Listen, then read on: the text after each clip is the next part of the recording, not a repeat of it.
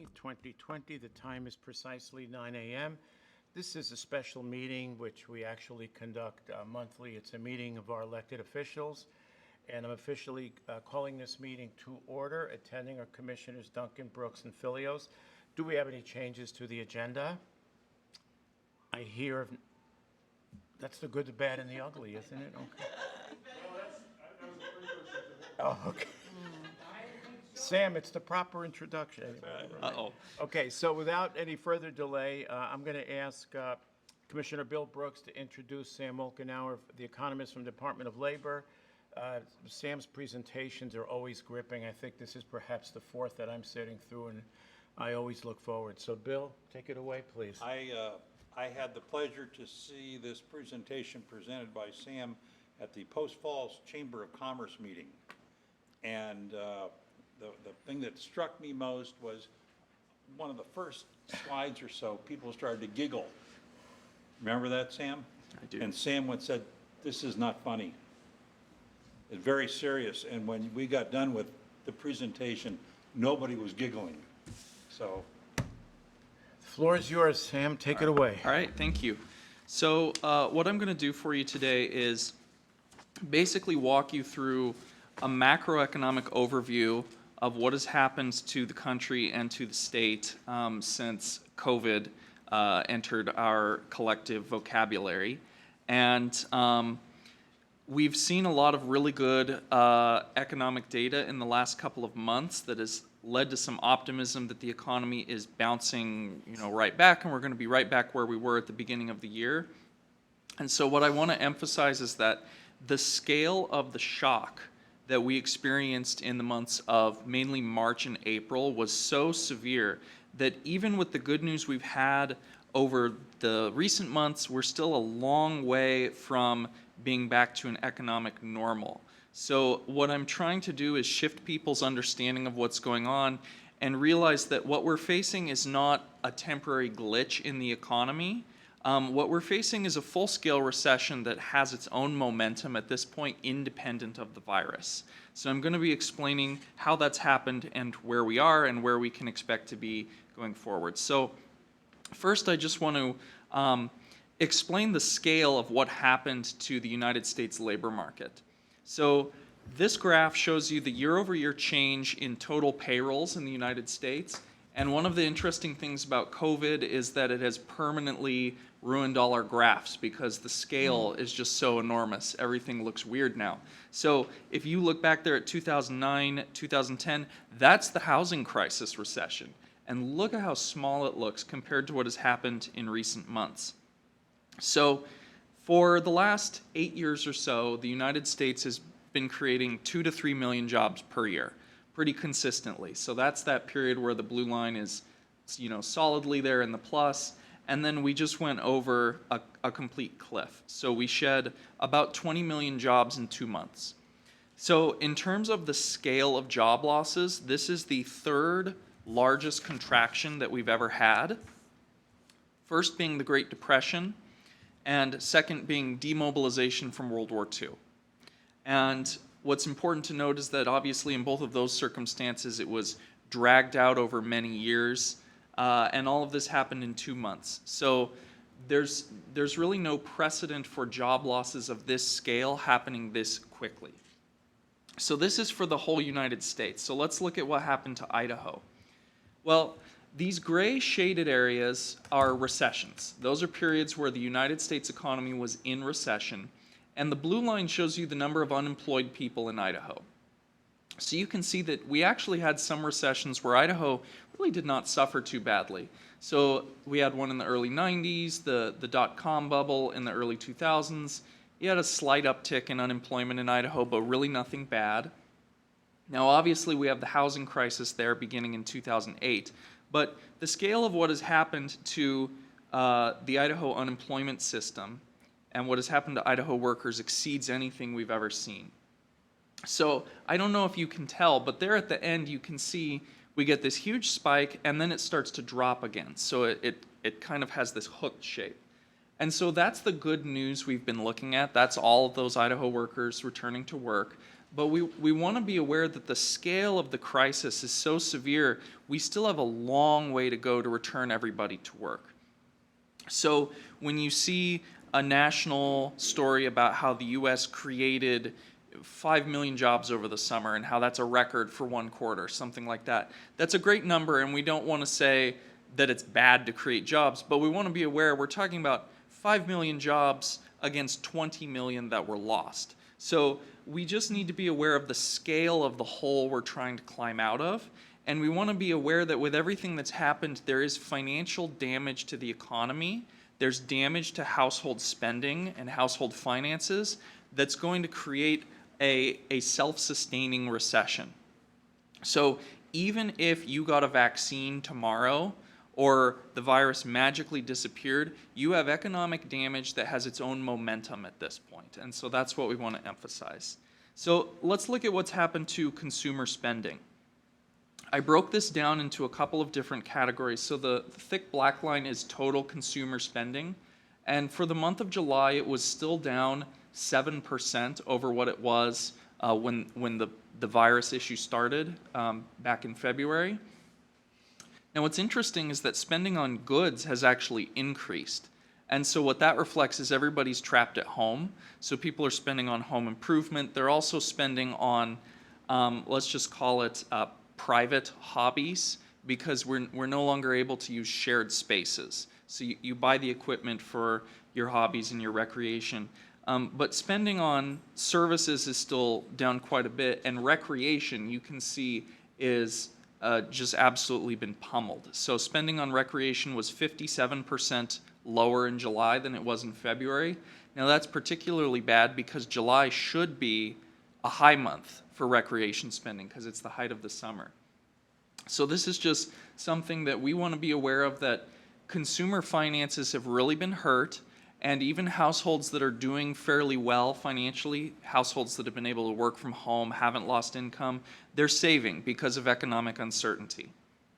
So 7% reduction in consumer spending might not sound like a lot, but that is a lot because consumer spending is well over 2/3 of what drives our economy. So consumers have been hurt quite a bit. Now, let's look at what's happened in the Idaho job market. So this line is a one that I really like to show. We like to think of the labor market in terms of a supply and demand dynamic because it is a market like any other.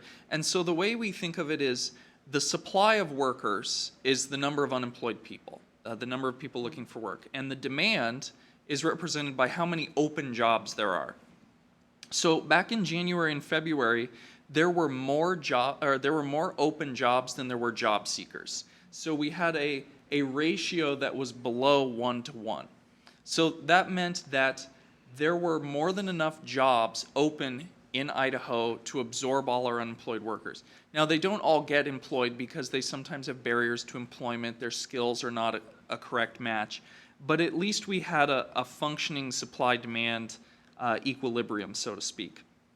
Well, as people get laid off, in April this spikes, so you end up with more than 4 job seekers per open job.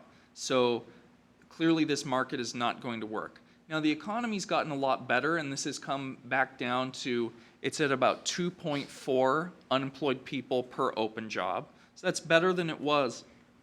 But we want to emphasize that there are currently not enough open jobs in Idaho to re-employ all the people that are still on unemployment. So this is something that we have to be aware of when we're talking about unemployment insurance and benefits and things like that. There's a lot of people who want to work, there just are not enough jobs right now. So there's a lot of speculation about what unemployment insurance has done to the labor market and expanded benefits and things like that. But when I look at this, it's really clear the biggest problem we have right now is there's just not enough economic activity. There are not enough jobs. So I want to attempt a difficult task, which is to try to explain why the jobs reports from the last few months have not been as good as they look. Because you get these numbers that come out of the Federal Bureau of Labor Statistics, like 4 million jobs created in 1 month, and that looks like a really good number. But there are some things going on under the hood that are actually rather pessimistic. So I have to kind of explain how we think about jobs and job losses. There are actually two types of job losses. There are temporary and permanent, which makes sense. And so in April, when everybody was getting laid off, most of those people were coded as temporary job losses because when they were separated, the employer expected to be back open. So they lost their job in April and it got coded as temporary. Well, what's happened in the last couple months is a lot of these businesses are closing permanently. And so their workers are being recoded from a temporary to a permanent job loss. Now, the reason that's significant is because they don't get counted as a new job loss. It's a recoding of someone that already was laid off back in March or April. But that's obviously really bad because permanent job losses reflect something that's much harder to recover from a top-level economic perspective. So, yes, we created a bunch of jobs in July and June, but going on at the same time, we had millions of workers who were being recoded from temporary to permanent job losers. So if we look at just the number of permanent job losses, right now 2020 is running ahead of the pace that we had during the housing crisis. So this green line shows you the number of permanent job losses during the housing crisis and that recession, and then red is the current year. So we've lost more permanent jobs than we had at this point in 2007. And then the scale here is this is each month of the recession. So we're well ahead of the pace of job losses, and it's important to note these are the permanent ones. So this is associated with businesses closing or permanently downsizing.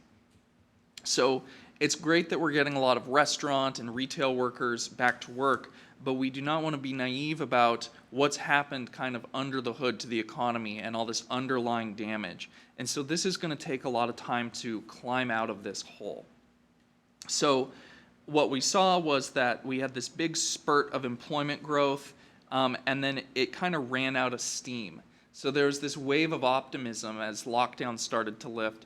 So this is something interesting because our tools for measuring employment normally are a little bit slow, and they're slow because we want to do a good job and get a really good estimate. So they tend to lag by a month. So for example, here at the end of August, we're going to release employment numbers for July for the state of Idaho. So to kind of compensate for that, the Census Bureau rolled out a new program called the Pulse Survey, which was going to be done weekly, and it was going to kind of give us a more real-time look at employment levels. And so the Pulse Survey is really nice because it gives you a real-time look at what's happening to households. And you did have this big spike. You know, employment jumped from 128 to 135 million in a few weeks. So 7 million people went back to work, and then a lot of them started to get re-laid off. And so that's associated with businesses opening, a lot of optimism from lockdown orders being lifted, then the foot traffic isn't there.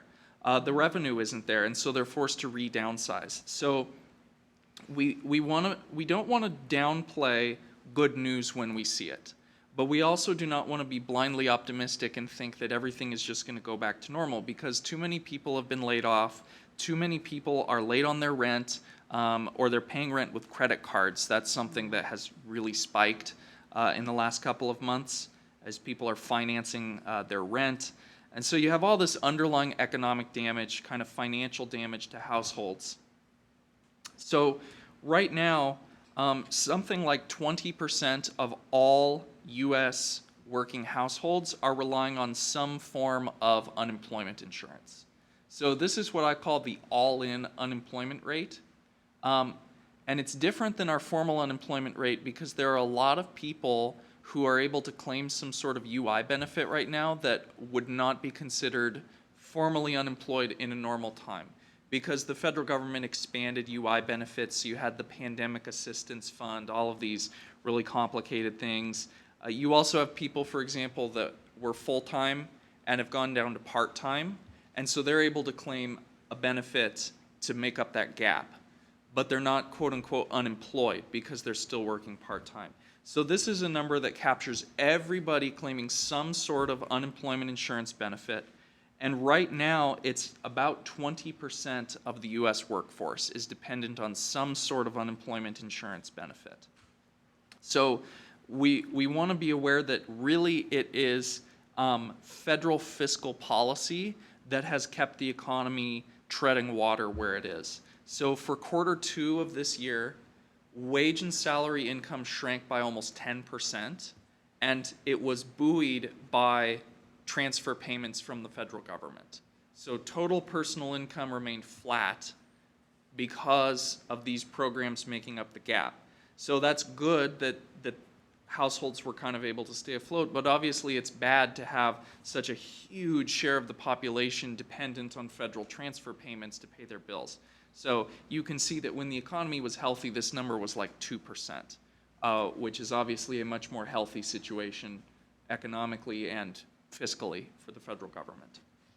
So here are just some miscellaneous indicators that I like to mention. So there's a series that we track called the Oxford Recovery Tracker, and it's what they do is they track things like domestic plane flights, subway rides, restaurant visits. They track a whole bunch of indicators, hotel vacancies, things like this, of economic activity, and they say that right now their measure of economic activity is only at 75% of what it was at the beginning of the year. Now that's up from only 55% in April. So think about that, economic activity shrinking by almost half in a couple of months.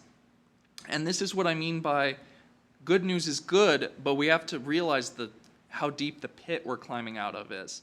So we're definitely glad not to be at 55% anymore, but 75% is we're still quite significantly contracted from where we were at the beginning of the year. We also note that mortgage delinquency rates are at 8% right now. The last time they were at 8% was in 2010, in the depths of the financial crisis. So evictions have not caught up to this and foreclosures because of the federal moratorium, but there are a lot of people that are late on their mortgages right now. We also estimate that the renter eviction risk is at 40% nationally. So what that means is that 40% of renting households either missed their rent last month or they had to finance it with debt. And that's a huge number. And lastly, more than 72,000 businesses have permanently closed. So that's measured, they have to register as a temporary or permanent closure. And so at the beginning of the pandemic issue, the number of closed businesses that said they were permanently closed was really small because everybody was hoping that they'd be able to get back to work quickly, and this number is rising every month. So kind of to give a big picture look at what's going on with the economy, I have what I call my recession mall map. So the way we want to think of this is we had this big wave of unemployment due to the pandemic shock. And we're coming down from that. So there is a downslope to the blue curve, and we're on that downslope right now. So that's why we're getting good economic news for the past couple months. But under the hood, we have a recession that is gaining momentum, and at this point, it kind of has its own logic that's independent of whether there's a vaccine or how fast the virus is spreading or anything like that. And we're getting close to this crossover point where coming off the lockdowns, we run out of steam from that, and our recovery plateaus, and we get stuck. So the unemployment rate nationally fell from these astronomical 16, 17% numbers. It's coming back down to like 10%. And the thing that we expect is that it's going to stall out there. So it's definitely better to be at 10 than 15, but it is much better to be at 4%, where we were at the beginning of the year, and we're not going to get back to 4% this year. So we're trying to readjust people's expectations because, rightfully so, we've all been preoccupied with the virus, and the virus is what caused this. But we want to be aware that there is damage to the economy underneath that has its own momentum and it has its own power that's going to keep us stuck in a recession for several years. So right now, the Federal Reserve thinks we're looking at 2023 for a recovery timetable.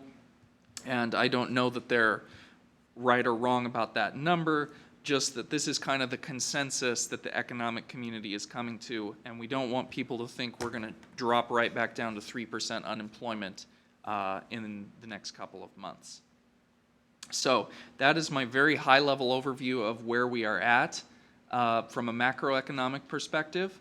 But I do want to leave with a little bit of optimistic news, which is that we think Idaho is going to fare a little bit better than a lot of other states because of what's happening with permanent teleworking. So a lot of big companies have announced that they're going to start moving to permanent telework for a sizable chunk of their workforce. And this is not just tech companies. It's a lot of like manufacturers, warehousing companies, retail giants. They're going to start having their corporate staff telework permanently. And so we think this is going to benefit states in the Intermountain West, so states like Idaho and Utah that are the preferred destination for people who are, for lack of a better word, fleeing the really congested, expensive metro areas on the coast. So we think that kind of the fact that high earners are being emancipated from places like San Francisco and Seattle is going to be really good for Idaho because we're the kind of state that attracts people like that. And, you know, anecdotally, if you talk to real estate agents in the area, they're already starting to see this. Because once you can work from home, you need an extra bedroom to turn into a home office. You don't want to be dependent on shared spaces. And so people are going to be looking for good old suburbia, which is what we're able to offer here. So I want to leave on that kind of high note that we think Idaho will do better than other parts of the country, but we still have a long way to go to climb out of that. So with that, I would love to take any questions. How much does New York affect the whole country? Because I read an article about them, you know, they're not sure that they're going to come back either. A lot of the shared spaces thing, they've got business complexes with 8,000 people. They're only 500, and so they're seeing negative. Yeah, I think I don't want to comment specifically on the dynamics of New York's economy, but it seems safe to say that New York is going to be slogging their way out of this for a long time. If you look at vacancy rates are rising, they have a record number of apartment vacancies. And the thing is that most of the high earners in New York, it's very easy for them to move. I mean, they have the financial resources to split very quickly. So New York is not as big of a driver of the U.S. economy as you would think, because it is like the third largest state for GDP, but a lot of that is financial services that don't need to be there. Gotcha. So I think that New York's economy will probably shrink significantly, but a lot of the activity there can just shift elsewhere. It's not like industries that have lots of physical infrastructure and there's going to be cost associated with moving that because they have so much in the financial services industry. It's really easy for that to move to a different state and not really suffer any output drop. So New York will suffer, but I don't think that's going to be a drag on the overall U.S. economy. It's just going to be good for other states. You know, and actually along those lines, there's almost a disconnect because just yesterday the S&P 500 hit a new record high, but we have to avoid confusing Wall Street with Main Street. And even because I watch the business news every morning and they'll show pictures of Midtown Manhattan and it's like a ghost town. Yeah. But to your point, a lot of them can work from home. If they're traders, whatever, they can set up, the technology is available, they can function. Yep. Now, what's interesting about the stock market, and I get this question a lot, why is the stock market booming when the economy's struggling? And there's two things going on. One is that the stock market's being driven by tech right now. If you strip out the tech sector, the market's down quite a bit on the year. The second thing that's going on is the Federal Reserve pumped so much cash into the financial system, basically because they were determined to prevent a relapse of what happened in 2008. But they dumped so much cash you have trillions of dollars kind of sloshing around in the markets, for lack of a better term, looking for value. So that's how you end up with these crazy valuations. So like Nikola Motors is this electric car company. I think they're in Tucson. Yes. And they're worth billions and billions of dollars, and pretty much all they have is like a drawing of an electric truck, right? They've never actually built a truck. And it's just because there's so much cash sloshing around, it's just looking for valuations. So you get a lot of speculative value going on because of all that money that the Federal Reserve dumped into the system. Good point. And Bayle, please. Would you be able to share a copy of that PowerPoint that he had? Yeah. Yeah, he's nodding, absolutely. It's all public domain data, so, Okay, cool. yeah. Do you want to send it to Nancy? Yeah, And then Nancy will take care of it from there? yeah, I can do Okay, that. cool. Absolutely. Steve, please. Microphone. You need to. Sorry, but. There you go.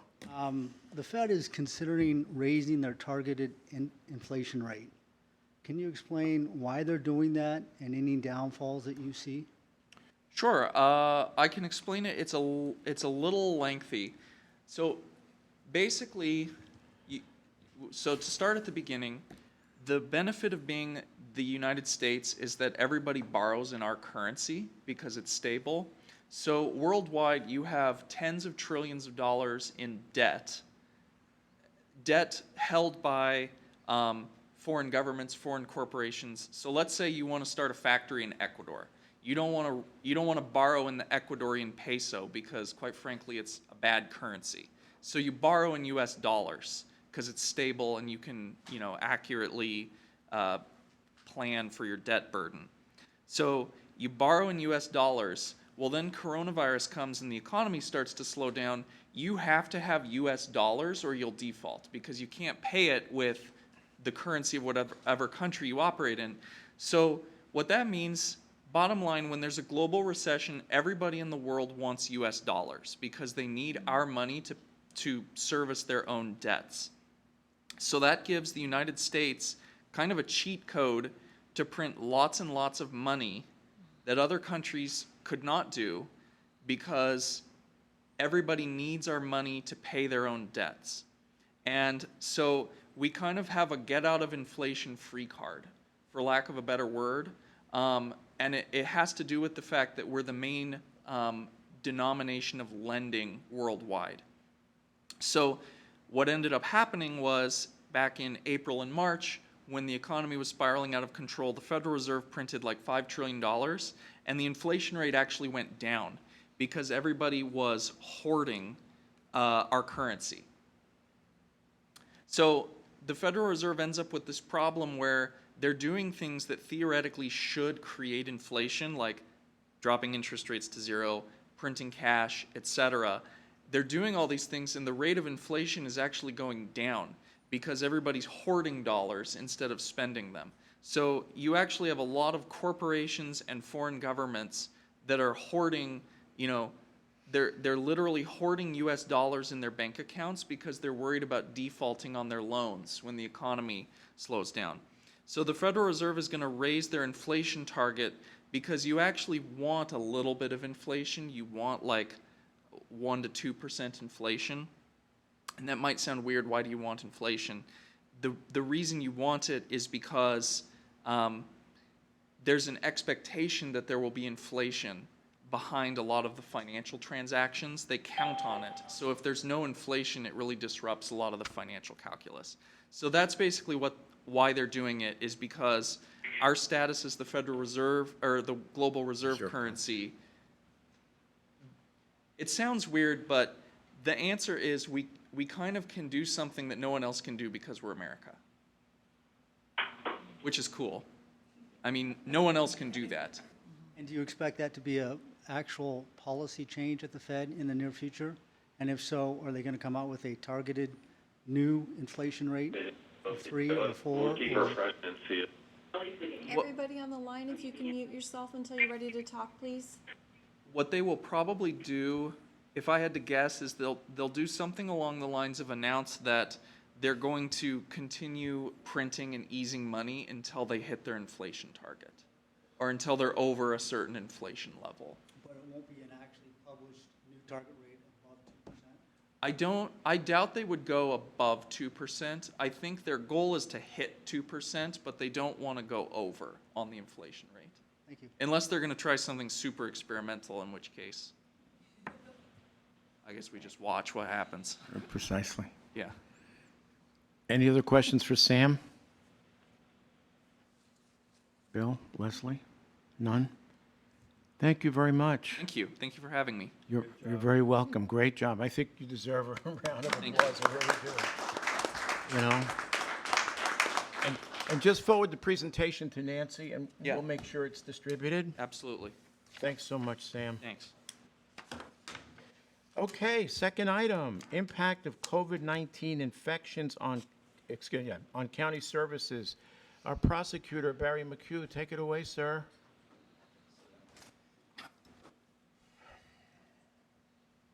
I don't really have really much to report so much as I just wanted to put it on the agenda just to kind of open it up maybe for a little bit of discussion to see if there's anything new. I think every week, at least as an elected official, I'm always curious about how things are going and whether services are being impacted, whether it's my office or anybody else's office, because I think it's I get questions, and I'm sure everybody does, about, what's going on.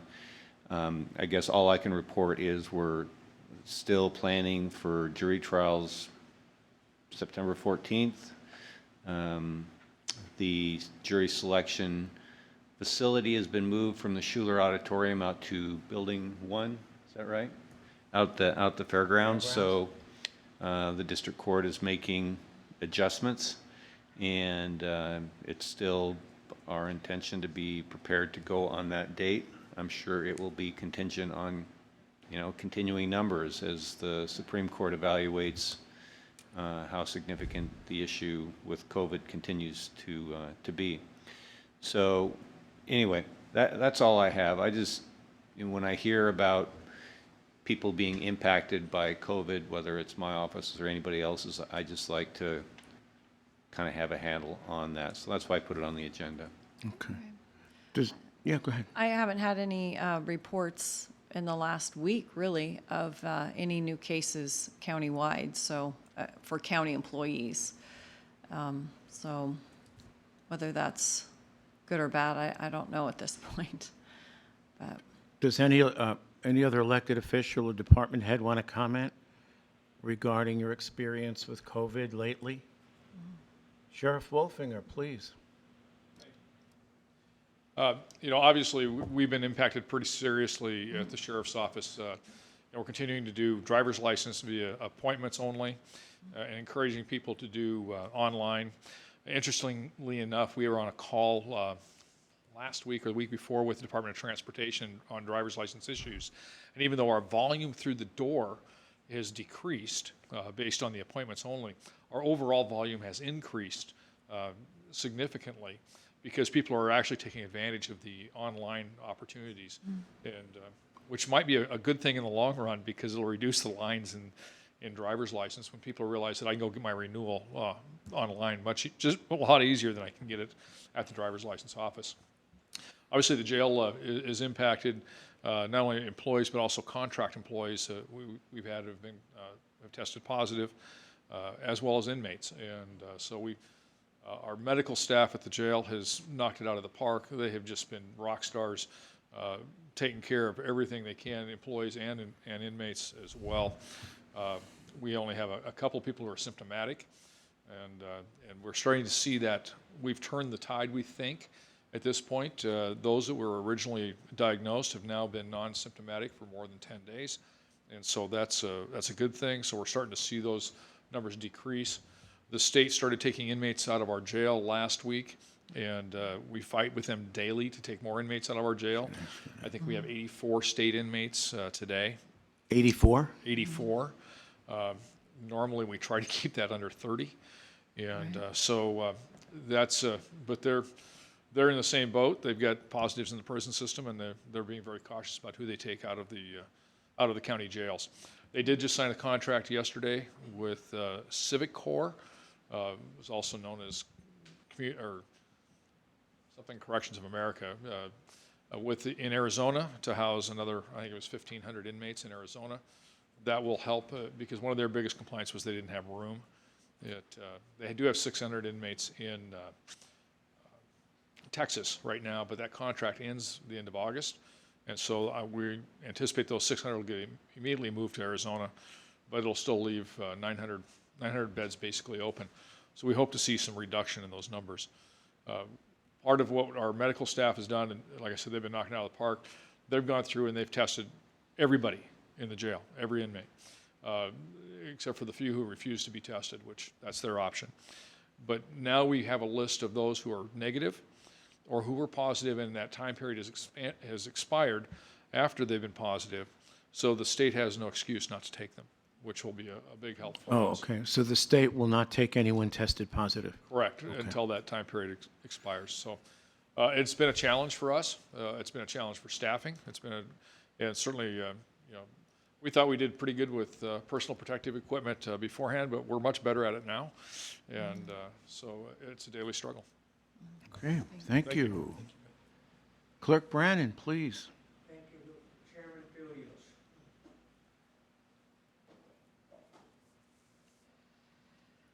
Well, in addition to, as Prosecutor McHugh alluded to, getting the courts back open, I'd like to speak a little bit about elections. Please. We're hoping that people cannot be reinfected. If so, we're great, because almost everybody out there has had some sort of level of difficulty with the COVID virus. We've cleaned the building twice, we've closed twice. If that happens in November, how do we run an election? And other than that, we have done all the personal protection devices that we can. We've got plexiglass everywhere. And literally, I have been thinking about going to a by appointment only at elections, because you can do everything online with our online voter registration. A new system was launched this year called 10X. It's very user-friendly, and you can register, and you can you can request your absentee ballots. Everything can be done online. And yet, what we're finding is our elections office is doing more volume than ever before, because people are wanting to know how they go about voting absentee. As voters' minds have changed about whether they want to go to the polls or not. I personally love going to the polls, and we know our legislators right now are talking about some changes. What will happen is what will happen. We have to run an election. We don't get an option unless we declare martial law. And I don't think that's going to happen. So, in addition to the courts and elections, things are running pretty normally in all other departments, with very limited concerns with new infections, and that's great news. Jim, is the thought to have multiple polling places, fewer than normal, but multiple? It is in the hands of the legislatures right now. There has been discussion of voting centers. Voting centers will allow people to vote anywhere in the county. Let's say you work in Spokane, and let's say the Greyhound Park is a voting center. You could live in Athol and stop on your way home and vote at the Greyhound Park. But that is not yet approved by our legislators. And, the other thing, there's been some adjustments on timing, but we're anticipating at least 40,000 to probably 60,000 absentee ballots cast for the November election. And we'll know more when the legislators tell us what to do. And the current figure for total registered voters? We just exceeded 90,000. We're at about 90,800 now. So we're pushing 91,000? Yep. Okay. Any more questions for Jim? Your technology, if they do voting centers, will you be able to get the technology in time? As a matter of fact, yes. I dealt with that yesterday. What we have is nationwide, everybody is trying to go more and more, and so to online and not in-person voting. So we're trying to get what we need ordered, and I believe a letter of intent will be coming from the Secretary of State for your review. Okay. Any other questions for Clerk Brannon? Thank you, Jim. Thank you. Bayle, please. In case some of you are not aware, this is Bayle Kovacs. Bayle replaced our deceased assessor, Rich Hauser, and he's a very welcome addition. Thank you, Chairman Filios and Commissioners and fellow elected officials and department heads. I guess the question I have as it relates to agenda item D2, impact on county services, I'm just curious as to how many other departments are implementing or looking at telecommuting,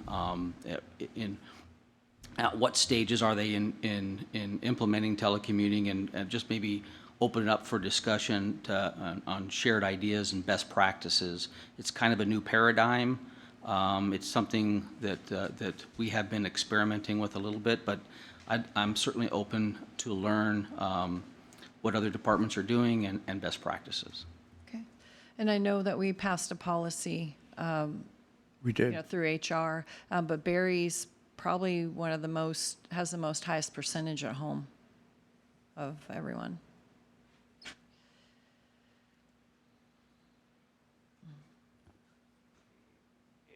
IT has been great from the start about setting up the people who were interested in working from home. All my attorneys have laptops because we have a case management system, and so they can just take their computer home. Support staff has worked with IT to get set up so that they can utilize their own computer at home. As a result, from the start, we've had a handful of people in criminal division, and pretty much everybody else has been working from home, including HR.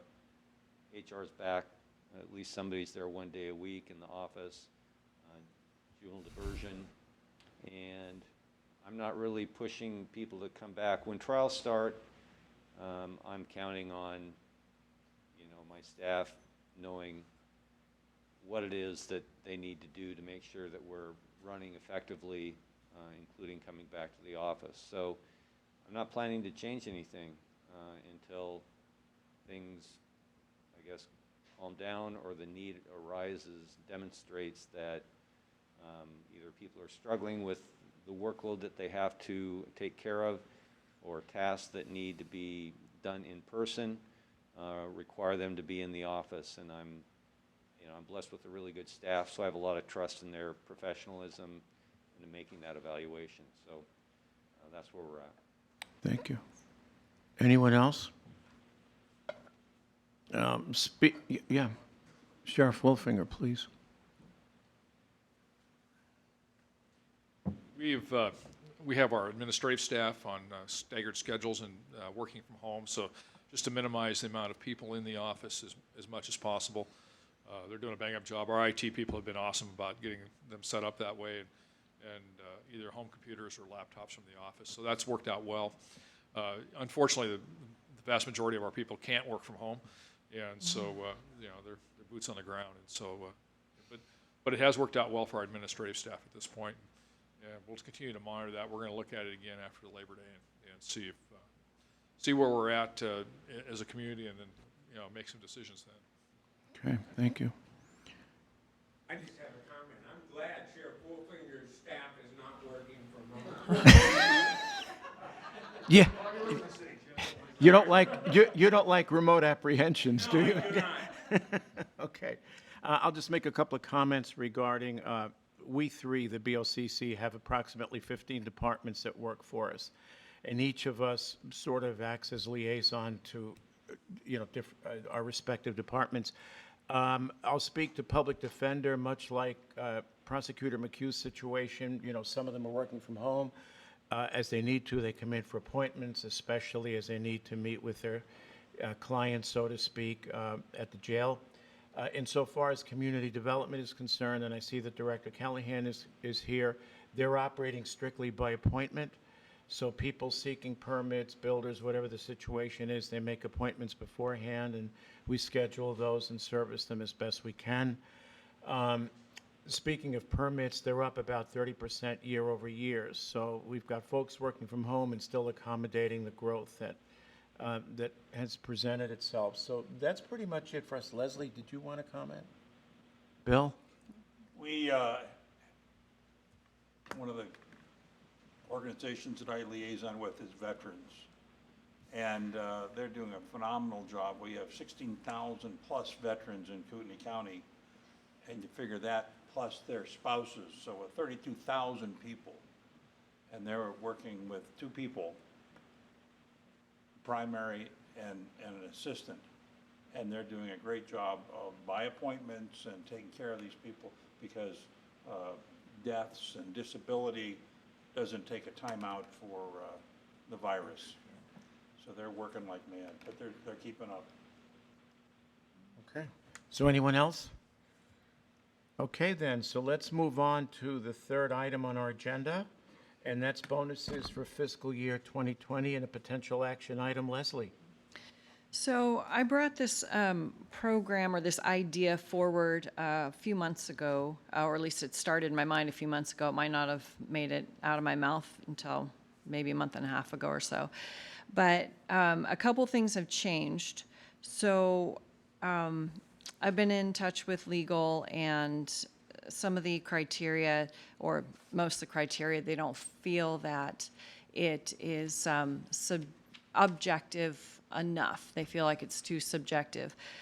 With raises coming forward in FY21, with still the high unemployment, and in light of our presentation today, I suggest that we table this and we talk about maybe some better, tighter guidelines in the future via personnel policy. So there are a few that are already in the works that started before I brought this up, and so they're already scheduled to be heard by the commissioners, and different circumstances for that area. So, and also it required all 9 elected officials to be on board, and that has not happened. So I think at this time we're just going to do away with that and go forward with maybe some different, stricter, tighter policy. Okay, so no need for a vote? No. Okay. So that concludes our business discussion. So now we'll open it up for public comment. Anybody care to comment? You can take 3 minutes apiece. Help yourselves. Yes, ma'am. We'll need your name and address, please. Good morning. My name is Sandy White, 939 West D Court, Hayden, Idaho. So I'd like to address you regarding the Panhandle Health District.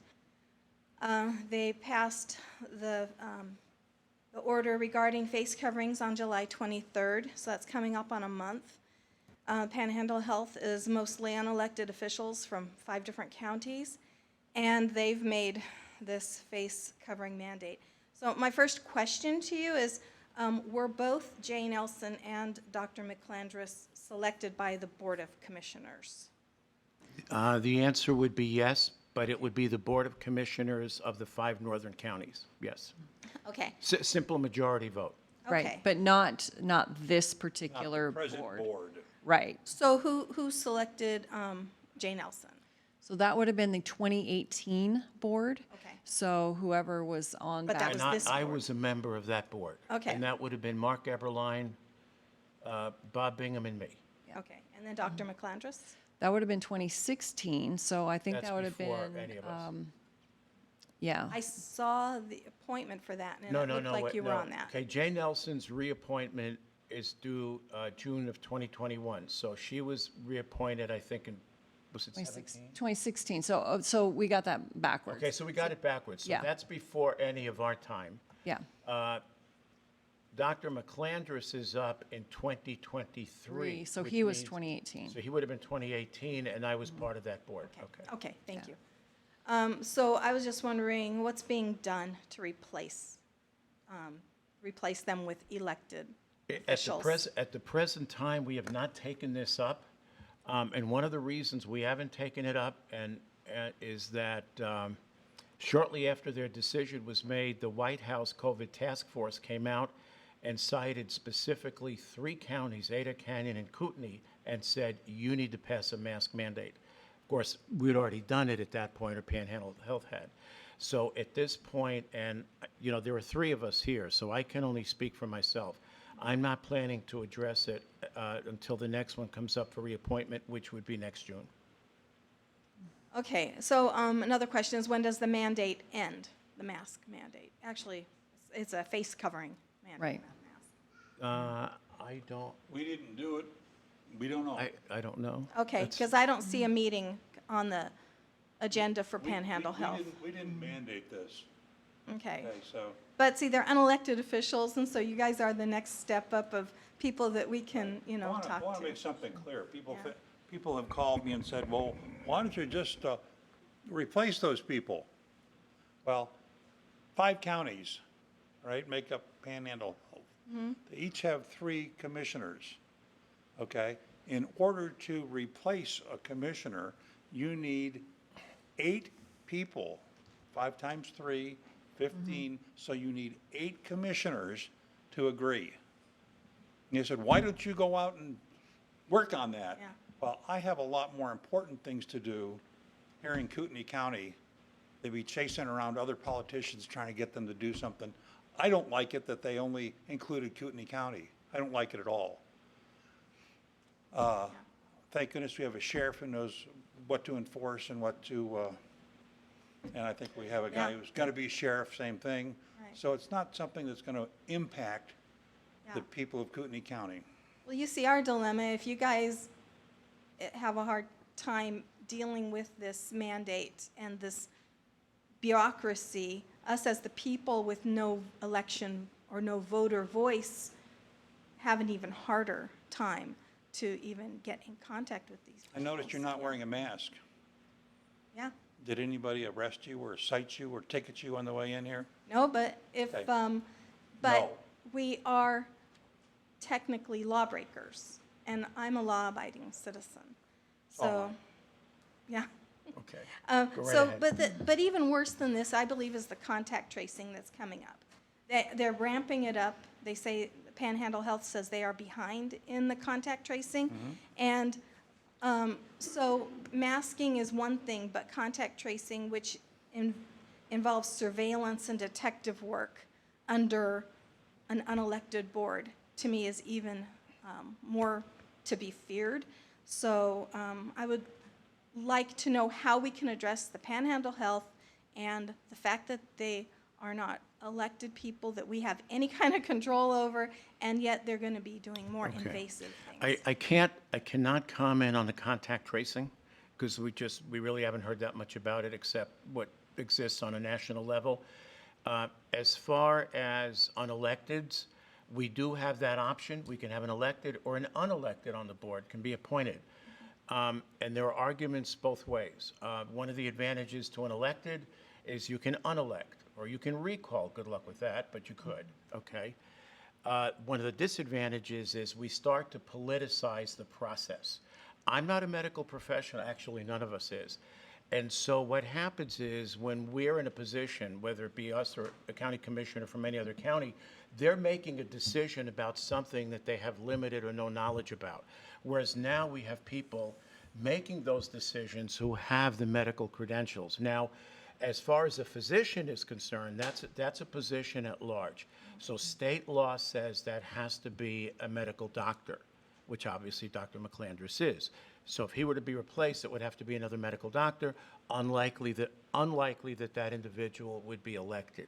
Well, it'd be elected by the board, but not a county commissioner. And so there are arguments both ways. Yeah, well, just to note, not all of the Panhandle Health people are medical That is correct. professionals. You are so- correct. Yeah. Well, thank you so much for your time. I appreciate it. Thank you, Sandra. Appreciate it. Anyone else? Jeff, please. Jeff Tyler, 5892 West Harbor Drive, and I'm sure you guys knew I'd probably have to get up and say something. Sam's presentation was very good, but it broke my heart that 72,000 businesses have closed in Idaho because of I think this. that might have been, Oh, not national. nationally, okay, Nationwide, okay, good, I thought that was a lot for Idaho, okay. Well, anyway, Idaho is, a lot of people are unemployed and losing their jobs, and a lot of businesses have been trying to hang on, and now Sam showed that there's a secondary effect, because all the ones that were trying to hang on are running out of money now, and they can't continue to stay open, which is laying off more people. The money that folks that are laid off are getting is getting reduced some, and it's not going to last forever. But what's happening here is, at the beginning of all this, I think we could all agree in the county, everybody, that it was good to be safe and try not to spread any infection that was coming our way, because we did not know what was going to happen. It could have been, there was people saying 2 to 4 million people might die in our country because of it. But what I'm hearing today is in our county, the actual people that are showing symptoms is being greatly reduced every day. The testing is not really showing an actual infection. It's just showing that people have Symptoms. right. not symptoms, Not even but symptoms, not just even- they test positive. Right, so that could be a long list of different things that could make you show positive for COVID, but not necessarily symptomatic. But that is what our government is basing a lot of this reaction to, as far as the tracing and as far as the masking goes. So I think what's happened is, and then the curve that Sam was showing there, showing that the curve is starting to go up now for more and more people being laid off. I think that's the curve we need to flatten now, is try to, and the only reason why all these businesses are laid off or in closing is because of government. It's not a free market, free market forces aren't working now. Basically what it's turned into is an election infection. The way to flatten this now is up to government. All these restrictions, the masking, they're all due to government. They're not due to like I said, the free market forces or capitalism. And that would make the biggest difference, is by relaxing the regulations and restrictions. Just like when our president relaxed the regulations on our country, our economy exploded. The less regulations. Well, we have here locally the regulations on the masking. People aren't going out because they don't want to break the law, like the gal before me said. Good people are staying home instead of putting a mask on. They don't believe in the mask. The masks, in my view, is a lie. And we have to accept the lie that this is a bad infection, and it's not. There's a 99.6% survival rate if you test positive on this. It's not even, the WHO doesn't even classify it as a pandemic anymore because the death rates are getting so low. Yet, they're enforcing more and more this masking, which is keeping people from going out and spending their money, the ones that actually have it. So I just wanted to kind of echo the gal before me. I think we do need to do something about those people in the Panhandle Health District, because they are non-electeds that are basically, they're the ones that are killing our economy. It's not the infection anymore. The infection has gone away, in my view.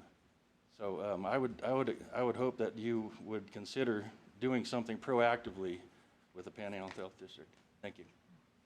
Thank you, Jeff. Anyone else? Bayle, second appearance, okay.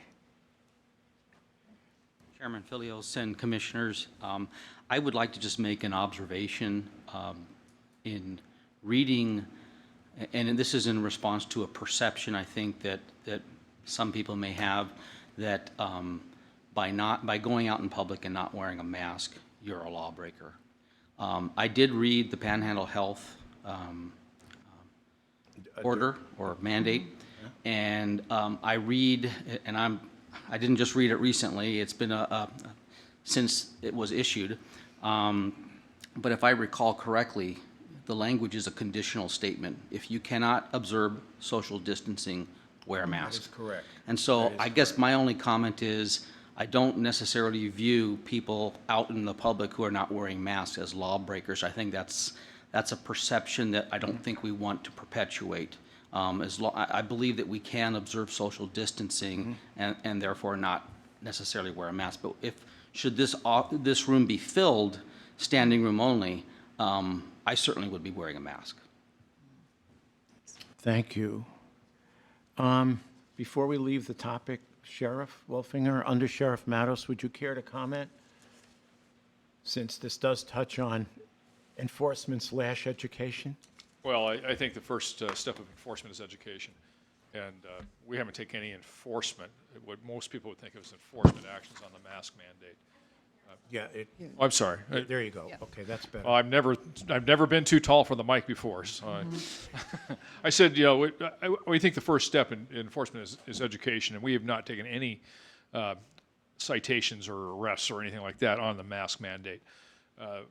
Bayle is absolutely right, and I have to laugh at myself, or laugh to myself, when I see people driving down the road in a car by themselves wearing a mask. I'm not sure who they're protecting themselves from.